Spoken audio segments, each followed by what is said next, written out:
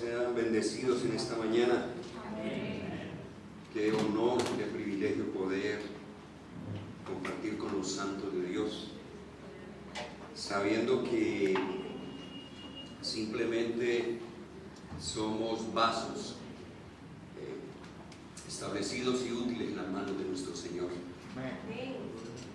Creo que Dios está procesando tiempos maravillosos para la iglesia de Cristo. Creo que Dios está volviendo a encauzar, a colocar, está volviendo a alinear la iglesia en el propósito eterno de nuestro Padre.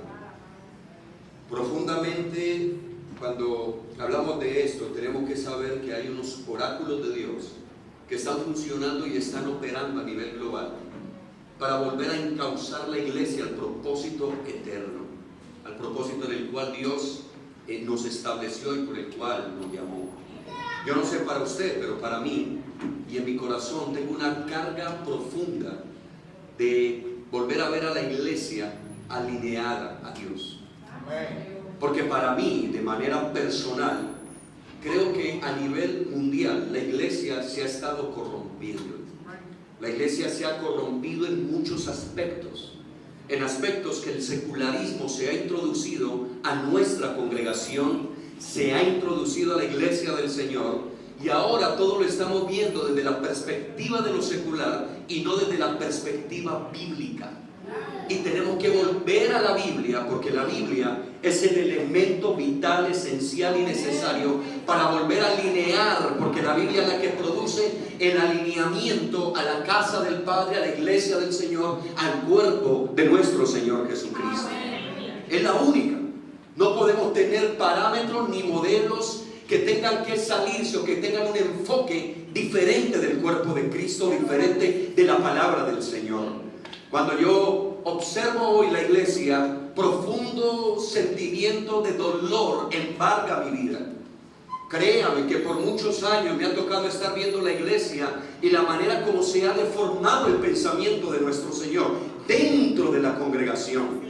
Afuera, muy lindo el evangelismo, muy lindo ganar las personas, pero ¿para qué ganar las personas y poder replicar un modelo que no está en el pensamiento del Padre ni alineado con el pensamiento del cielo?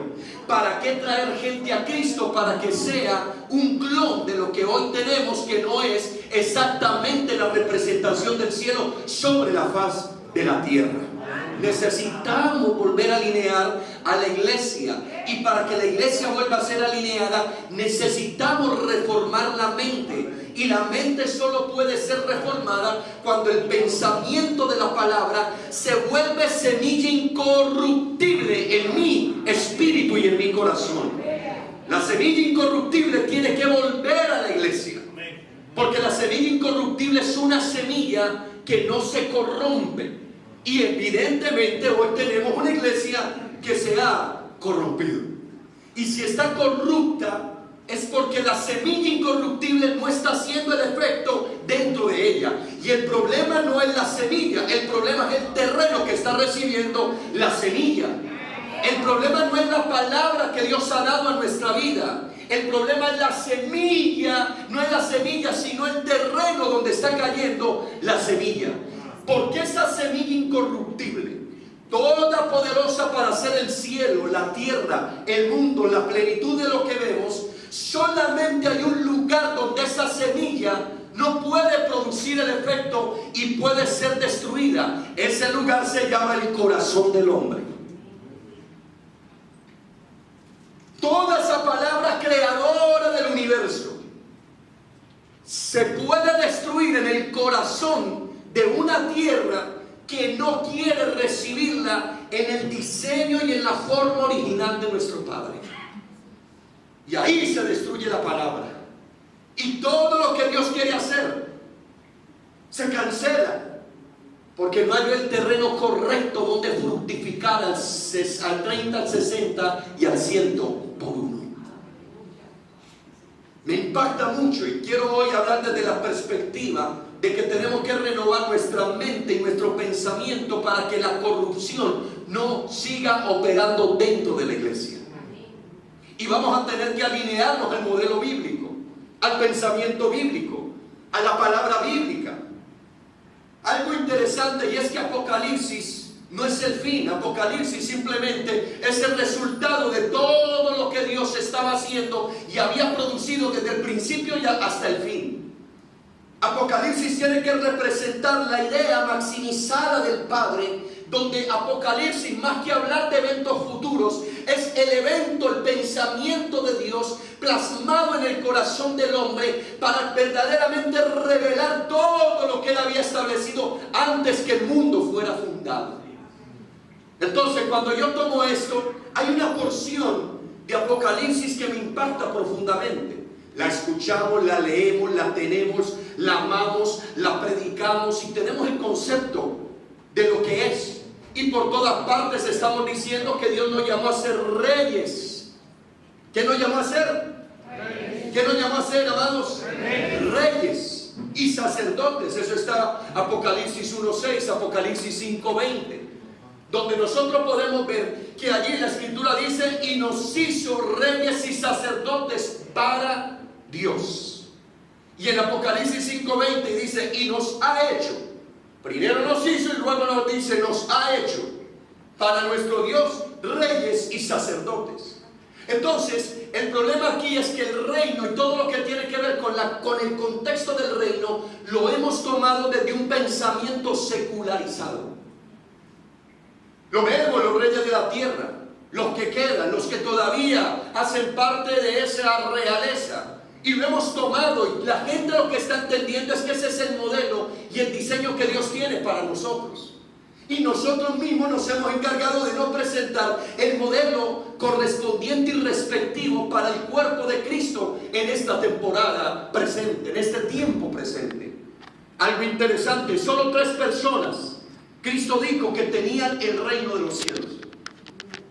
Cristo dijo en Mateo capítulo 19, verso 13: dejen a los niños venir a mí, porque de los tales es el reino.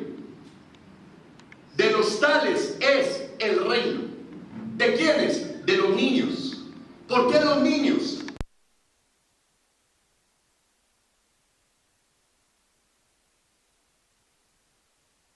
Conmigo y pueda plasmarlo en su espíritu, porque el niño no tiene pasado. Un niño jamás piensa en su pasado, porque apenas lo está viviendo. Un niño piensa su presente y su futuro. Un niño está olvidando constantemente su pasado. Por eso muchos de nosotros no hemos podido avanzar. De hecho, Cristo mismo dijo algo interesante. Cristo dijo: el que pone la mano en el arado y mira su pasado, ya no es digno.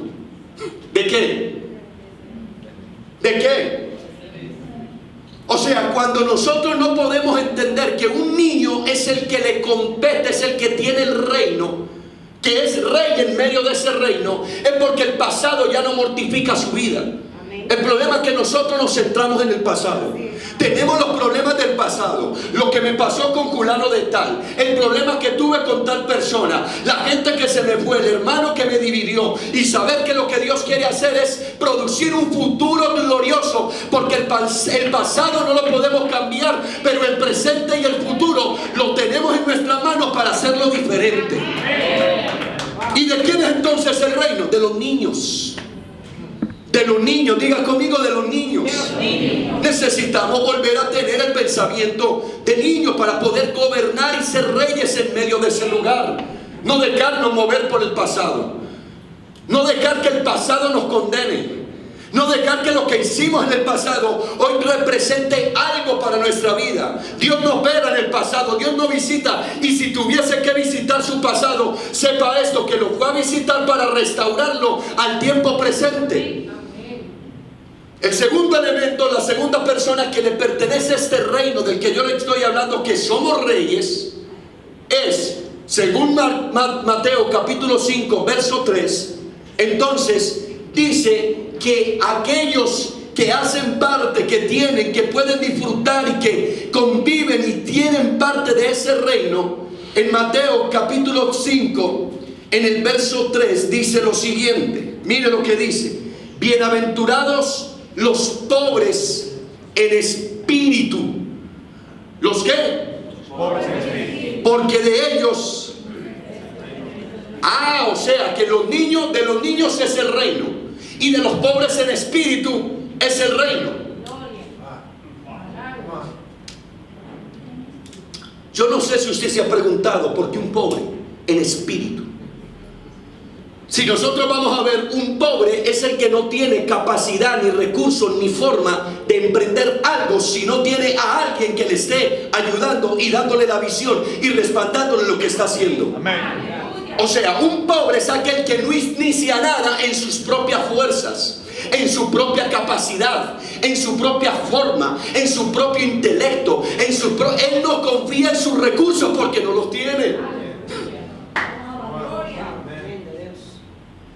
Él no tiene recursos, él no está pensando en los recursos. Usted puede ser millonario y tener muchísimos millones. El problema es que lo que estemos iniciando no lo iniciemos basado en nuestra riqueza, sino basado en que dependemos absolutamente de la palabra que Dios nos está dando para el tiempo presente.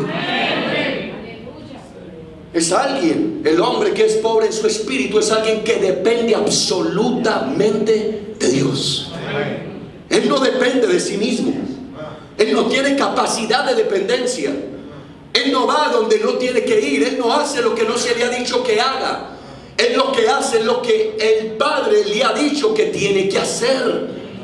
Y los recursos no son nuestro limitante. De hecho, si estudiamos la Escritura nos daremos cuenta que cuando Cristo envía a los apóstoles le dice: no vayan sin túnicas, sin dos túnicas, vayan sin oro, vayan sin plata. Escuche, váyanse sin nada. Nuestras multitudinarias campañas o lo que queremos hacer no depende de nuestros recursos financieros, depende del que nos envió para que hagamos lo que nos mandó a hacer. Eso es dependencia y ser pobre en el espíritu. ¿Y quiénes entonces les pertenece el reino? A los que son pobres en espíritu.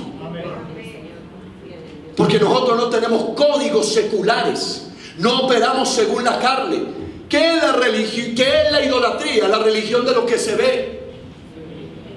Muchos de nosotros llegamos a ser idólatras porque lo que hacemos es lo que ya vimos, lo que vimos hacer en otros. Replicamos los modelos de otros, nos tomamos los modelos de otros. Escúcheme, usted tiene una semilla incorruptible de parte del cielo que hace que los diseños del cielo sean exclusivamente dados para usted, para que se engrandezca lo que Dios ha puesto bajo nuestra responsabilidad.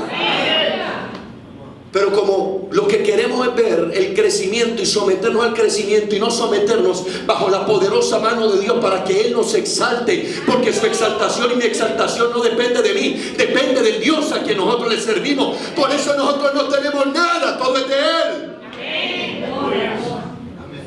Porque somos pobres en espíritu. Porque la riqueza no tiene que ser el elemento que condiciona nuestros proyectos en Dios. Las riquezas humanas no tienen nada que ver con la riqueza del reino de los cielos. El reino de los cielos lo tiene todo habilitado para aquellos que pueden entender. Escúcheme, el problema de hoy que yo puedo percibir, el mismo pecado que operó en el huerto del Edén es el mismo que está operando en nosotros. Estamos tan ocupados de la sabiduría. Venimos a diferentes eventos pensando que nos den una palabra para levantarnos, para decirme que voy a prosperar si usted ya es próspero. ¿Por qué limitamos la prosperidad a los recursos financieros? Mi prosperidad no depende de eso. Mi prosperidad depende de lo que Dios quiere hacer, de lo que Dios ha mandado a hacer, de lo que Dios ha destinado que va a hacer con cada uno de nosotros. Anoche lo decía donde estábamos, el problema de la gente, que la gente anda buscando dinero. Dios no inventó el dinero es una invención del hombre.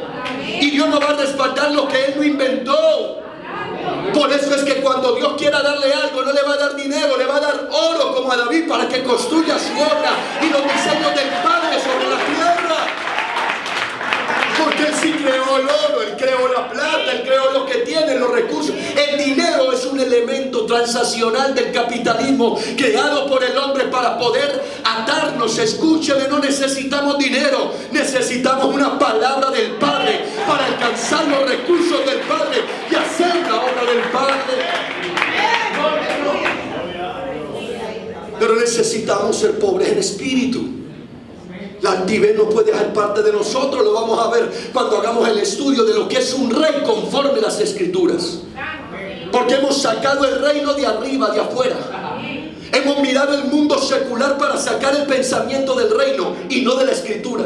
Y hoy lo vamos a sacar de la Escritura, lo vamos a absorber de la Escritura y vamos a entender que es un rey conforme a la Escritura. Entonces, a la tercera persona a la que le pertenece el reino está en el verso 10 del capítulo 5 de Mateo. Y en ese versículo entonces dice: bienaventurados los que padecen persecución por causa de que aman la justicia. No de que aman el dinero, no de que aman ser populares, no de que aman tener el mejor canal, no, yo no estoy en contra de eso. Si Dios lo mandó a hacer televisión, haga televisión, porque si no fracasarás. Pero quizás Dios no nos mandó a hacer televisión, nos mandó a hacer radio, entonces hay que hacer radio. O quizás Dios no nos mandó sino a discipular a 12, pero con 12 se trastornará el mundo y la generación presente y futura. Porque la justicia no tiene que ver con lo que nosotros pensamos, la justicia tiene que ver con el Padre que nos la dio. Y su justicia está representada en una persona, Cristo Jesús. Y cuando tú predicas a Cristo vas a padecer. Cuando tú le predicas a la gente lo que ellos quieren oír, entonces no vas a padecer. Pero cuando tú quieres colocar la semilla incorruptible del Evangelio de Jesucristo y las inescrutables riquezas del Evangelio de su gloria, entonces vas a sufrir persecución. Cuando quieres ser justo en medio de una generación pervertida y corrompida, que se ha corrompido en su mente, que ha corrompido su espíritu, que el 666 ya está. El 66 no es un sello que le van a poner a usted. El 6 tiene que ver con que 666 se corrompió, con el pensamiento del humanismo se corrompió tu cuerpo, tu alma y tu espíritu. Te marcaron tu cuerpo, te marcaron tu alma y te marcaron tu espíritu. La generación del 666 ya está operando en la tierra, pero nosotros no podemos permitir que seamos sellados con el mismo pensamiento de la tierra. El sello que nosotros tenemos es el sello del Cordero de Dios. ¡Ay, ay, ay! Porque el mundo sella lo suyo, pero Cristo también sella también sella los suyos. Y el reino va a ser de aquellos que caminan y que aman la justicia. Pecados vamos a tener para combatir todos los días. Escúcheme, el narcotráfico ha permeado el mundo. Y la lucha de Colombia hoy, que hoy tenemos, tiene que ver contra el narcotráfico. Pues le voy a decir para qué es el diseño de la iglesia. Para que se levanten y peleen contra el pecado que se quiere apoderar en medio de la iglesia y en medio de esta humanidad. Porque cada pecado que yo logro, escuche, cada vez que el pecado aparece en la Escritura, luego lo siguiente que aparece es destrucción.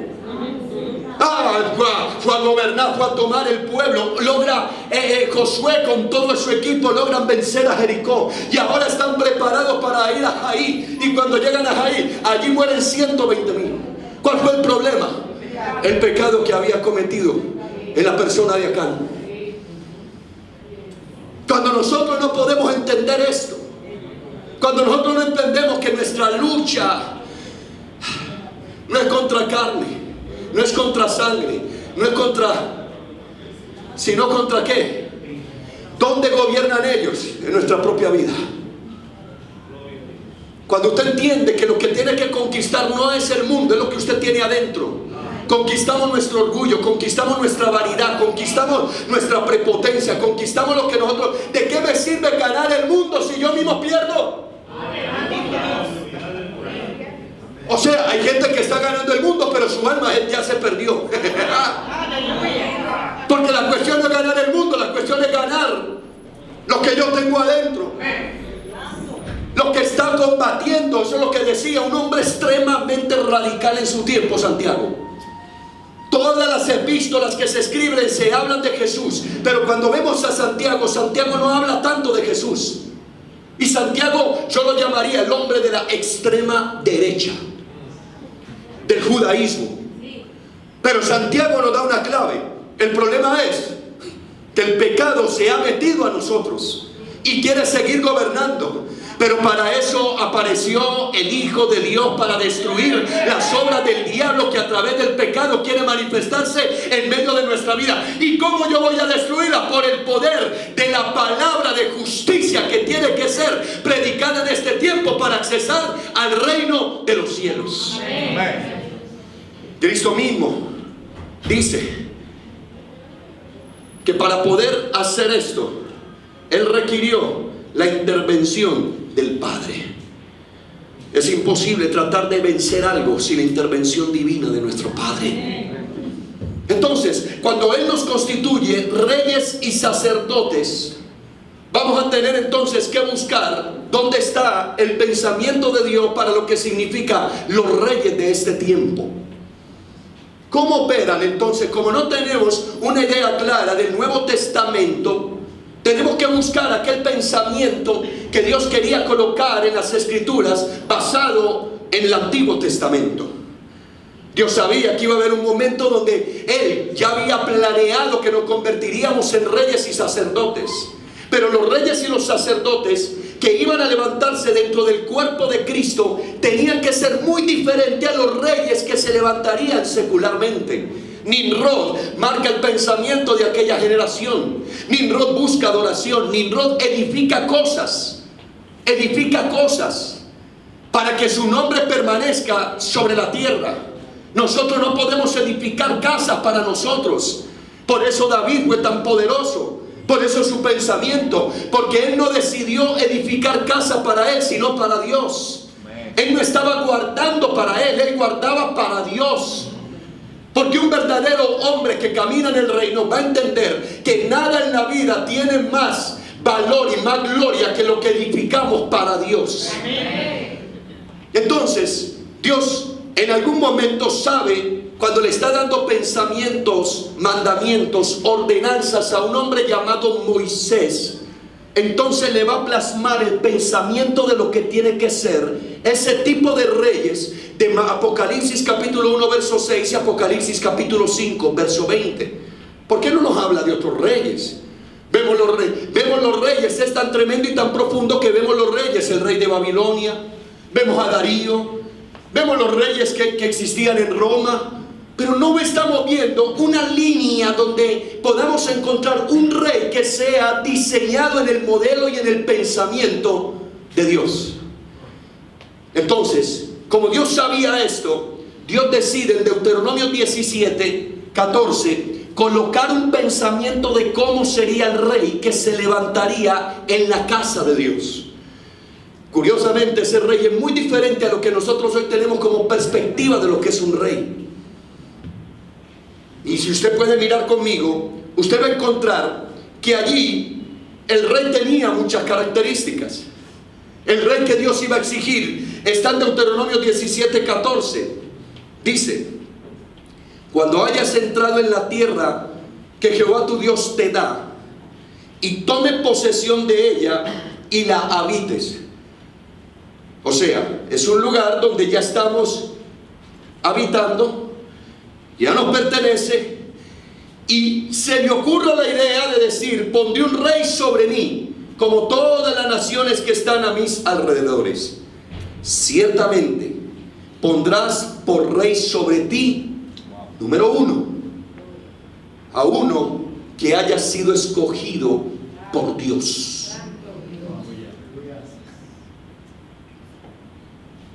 Escúcheme, Saúl no fue la escogencia del pueblo. Saúl fue la escogencia de Dios por demanda del pueblo. Porque muchas veces lo que hemos dicho es que a Saúl lo escogió el pueblo. No, Saúl es la escogencia de Dios porque el pueblo lo pidió. O sea, no fue que el pueblo dijo: vamos a hacer una votación. ¡Ay, tan bonito! Nos parece que Saúl es el más grande, el más bonito, el más fuerte. El tipo está perfecto para los billetes de $100. No. Ellos dijeron: queremos rey. Samuel se molesta en su espíritu. Samuel llora. Samuel gime, Dios le dice: no te preocupes, porque el problema es que a veces nosotros estamos llorando cuando Dios ya dijo que tenía que cumplirse lo que Él dijo que se tenía que cumplir. Amén. No llores, es que la verdad del asunto es que no te desecharon a ti, me desecharon a mí. Porque cada vez, hermano, que a ti te desechan, no te están desechando. Deja esa tontera de andar creyendo que la gente te desecha. Cuando te desechan a ti, desechan a Dios. Sacuda el polvo de sus pies y muévase a otro lugar. Deja de andar reprimido pensando: ay, no me quieren, me desecharon. Ah, pues el que te desechó a ti, desechó al Señor. Sí, porque a veces andamos con ese complejo de: ay, no, pecadito de mí. No, ¿quién me va a oír? No, no importa. El que te desecha a ti, desechó al Señor. Entonces, Saúl se convierte en esto, en la escogencia. Entonces, cuando Dios quiere algo, escúcheme, el problema no es que estemos sirviendo como reyes. El problema es: somos escogidos por Dios. Somos la escogencia de Dios. ¿De verdad fue Dios el que nos llamó a ministrar? ¿De verdad fue Dios el que nos puso? Porque no importa si se va no importa si se va la suegra con toda la familia. Aleluya. Poderoso Dios. Oiga eso. Si eso solo puede ser Dios. Sí, ustedes que viven aquí, hay un momento, se encontraron ahí el pastor y el muchacho. Y entonces el pastor le dice a su discípulo, estando en medio del mar: qué terrible fuera, qué doloroso fuera que viniera una ola y se llevara a la suegra.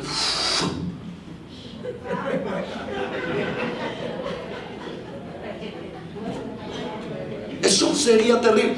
Y entonces el discípulo le dice: uy, sí, pastor, pero más terrible fuera donde venga otra ola y la traiga. Sí, porque hay veces que parece que el milagro se hizo. Hay veces como que sí se cumplió. Escúcheme, mi amado hermano, cuando yo logro entender que yo tengo la escogencia de Dios, a mí no me importa si tengo 2, 3, 4, 5, si tengo una multitud. Lo que interesa es que yo esté haciendo lo que Dios me mandó a hacer y ser un escogido por el Señor. No te midas basado en lo que tú tienes. No te midas basado en la condición de personas que tienes. La grandeza no está representada en una multitud. La grandeza está representada en la escogencia divina del Padre para operar sobre la faz de la tierra.